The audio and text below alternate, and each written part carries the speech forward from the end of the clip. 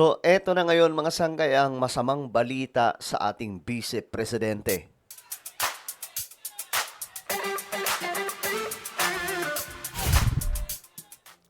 So, kung sa ibang bansa, mga sangkay o sa buong mundo, nagkakagulo po sa tigmaan sa Middle East, sa Pilipinas, nagkakagulo po dahil sa politika. Anak ng toko ah.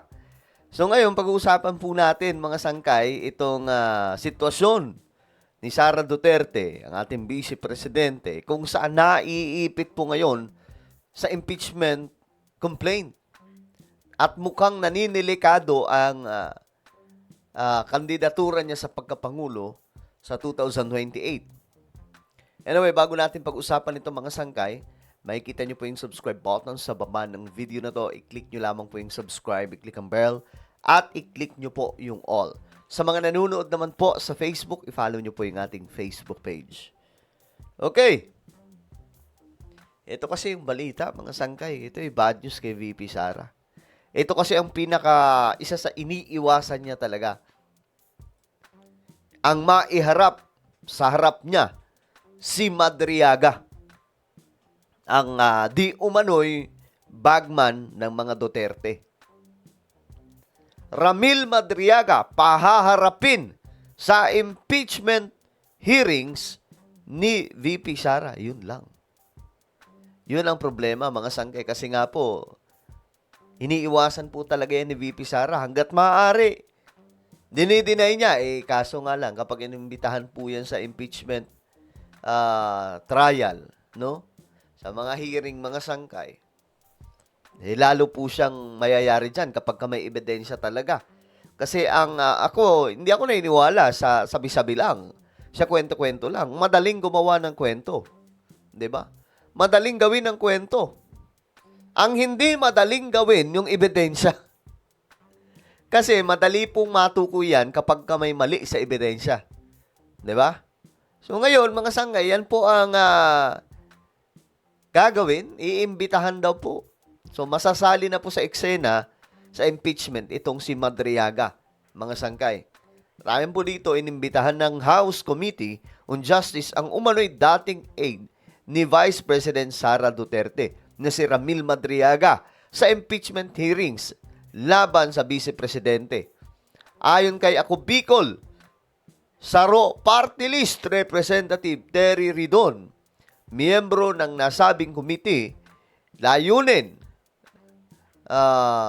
ng panel na suriin ang kredibilidad ni Madriaga at busisihin ang mga ebidensyang hawak nito, partikular na ang mga aligasyon sa maling paggamit ng confidential funds. Ngayon. So, kailangan talaga ng ebidensya dyan. Hindi po pwede na mga kwento-kwento lang. Sabi ko nga sa inyo, mga sangkay, kapag napatunayan ni Madriaga yung mga sinasabi niya kay Sara Duterte, yari si Sara dito.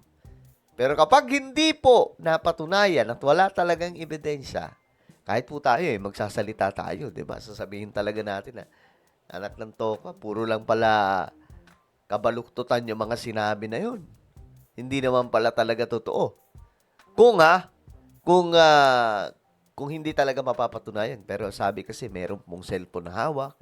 Diba, yun nga po yung sinasabi nila, may cellphone daw po na hawak itong si Madriaga at hawak daw po itong ng korte.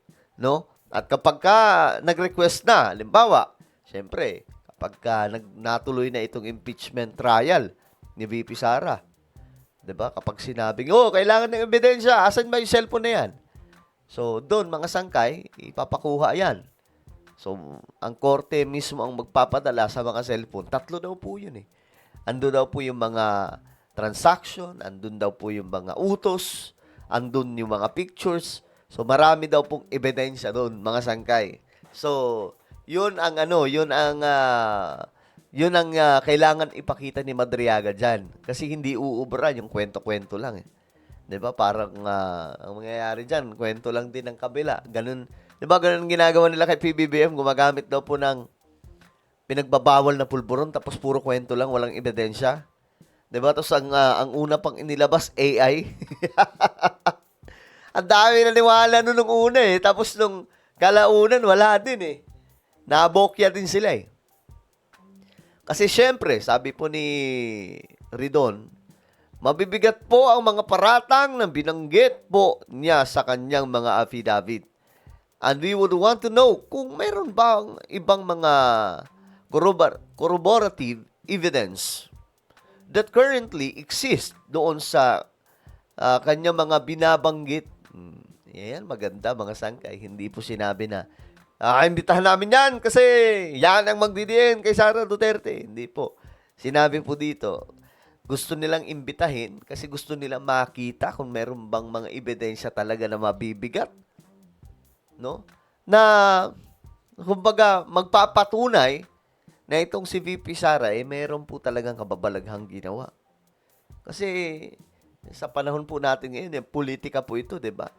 Sabi ko nga sa inyo, pagka politika, awayin po ng mga politiko, balansehin nyo po muna, kasi meron po dyan fake news, propaganda, mga sangkay, at kapag mahina ang pag-iisip ninyo, mahina ang pagkakakalkulan ninyo, at masyado kayong panatiko, babanat kayo ng babanat. Diba? Masasaktan kayo. Ako, mga sangkay, yun ang natutunan ko sa politics, magtimbang kung alin talaga yung tama. At kapag nakita ko naman ang tama, mga sangkay, syempre, titimbangin ko pa yan. Ano ba, dapat ba akong magsalita ng ganito? Baka naman pare-parehas lang yan sila, di ba? Alam naman po natin ang politika sa ating bansa. Kailangan pa bang i-memorize yan? Pangalawa, sabi ni Ridon, siya rin yung nagtuturo ng implementation po ng misuse of confidential funds. Supposedly, we would like to see yun pong chain of the custody of the cash from the bank to particular officials of OVP. And ito pong mga sinasabing mga katulad ni Mr. Madriaga na confidential agent. Ayan, magkakabukingan po talaga dyan. Magkakabistuhan kung nagsasabi po talaga ng totoo. Ang pagkakaalam po natin, mga sangkay, itong si Madriaga ay muntik daw pong ipatumba ito sa loob ng kanyang selda, mga sangkay. At inaareglo daw po talaga ayon po sa mga chismis. No, pero syempre, patunayan nyo yan sa impeachment hearing, no? Kailangan maipresenta yan lahat. Kung mayroon pong CCTV, ilabas na. Nang sa ganun, mga sangkay, magkaalaman na. Alright? So, ano po ang inyong opinion, mga sangkay, tungkol po dito? Comment down below. Guys, meron po tayong YouTube channel. Ito po yung Sangkay Revelation. Magaganda po. Garantisado po ang ating mga vlogs dito. Kaya naman hanapin nyo po ito sa YouTube ngayon din. Kapag nakita nyo na, i-click nyo po yung subscribe, i-click ang bell, at i-click nyo po yung all. Ako na po ay magpapaalam. Mag-iingat po ang lahat. God bless everyone.